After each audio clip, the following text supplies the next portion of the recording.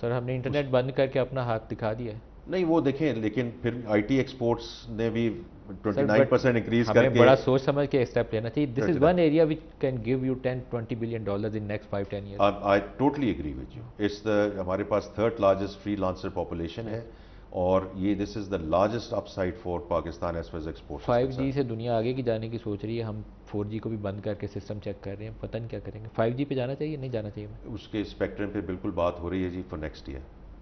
اور پوٹینشیل آپ کو نظر آتا ہے؟ نہیں بالکل مجھے نظر آتا ہے، بالکل نظر آتا ہے. دیکھیں ہم نے بجٹ میں the largest increase that we have given to any sector in the budget despite this fiscal constraint is I T.